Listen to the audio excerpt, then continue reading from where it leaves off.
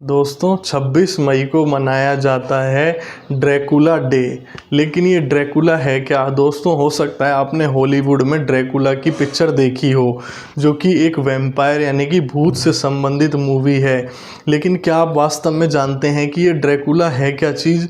दोस्तों ड्रैकुला वास्तव में एक उपन्यास है जिसे ब्रमर स्टोकर नाम के एक लेखक ने 1897 में लिखा था। और यह उपन्यास उस समय इतना अधिक प्रचलित हुआ कि इसके ऊपर धीरे धीरे मूवियाँ बनने लगी और कई तरह की अलग अलग भाषाओं की मूवियाँ इस पर बनी हैं। और यह दुनिया में सबसे ज़्यादा पढ़े जाने वाले उपन्यासों में से एक बन गया है।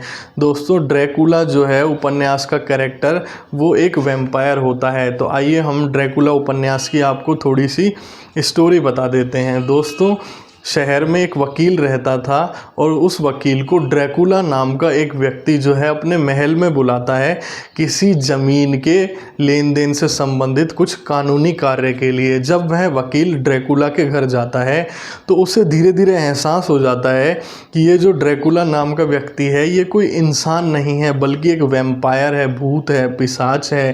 क्योंकि उसकी हरकतें इस तरह थी, वह दीवारों पर चढ़ जाता था और रेंग कर चलता था, वह खून पीता था, उसकी जो हरकतें थी वह चमगादड़ की तरह थी, वह रात में जागता था, दिन में सो जाता था। तो इस तरह की हरकतों के कारण धीरे धीरे उसे एहसास हो गया कि यह ड्रैकुला जो है कोई वैम्पायर है।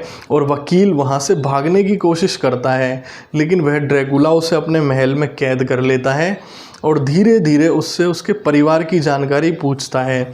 जब उसे उसके परिवार की जानकारी पता चल जाती है तो ड्रैकुला उस वकील के, एडवोकेट के घर चला जाता है और वहाँ उसकी वाइफ की एक सहेली होती है, उसको अपना शिकार बना लेता है, जिसकी वजह से वह सहेली भी जो है, फ्रेंड भी जो है, वो ड्रैकुला की तरह वैम्पायर बन जाती है। इसी दौरान किसी तरीके से वह वकील जो है उस ड्रैकुला के घर से भाग निकलता है और भाग कर वह एक पवित्र आदमी जो कि एक्सपर्ट था इन पैरानॉर्मल एक्टिविटीज़ में या वैम्पायर्स के मामले में, उसके पास जाता है। उस व्यक्ति के पास अद्भुत शक्तियाँ थी और वह वैम्पायर से लड़ सकता था। तो वह एडवोकेट उस होली व्यक्ति हो, पवित्र व्यक्ति या होली मैन के साथ मिलकर जो है ड्रैकुला का अंत करने का प्लान बनाता है और अपनी पूरी प्लानिंग के तहत ड्रैकुला को अपने जाल में फंसाता है और अंत में ड्रैकुला के सीने में खंजर घोंपकर उसका अंत कर देता है।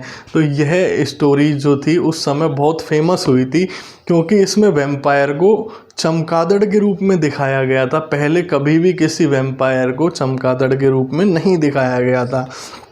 तो इसी ड्रैकुला उपन्यास के ऊपर बहुत सारी मूवियाँ बनी हैं। तो अगर आप चाहें तो इसके बारे में पढ़ सकते हैं या इन मूवियों को देख भी सकते हैं। धन्यवाद।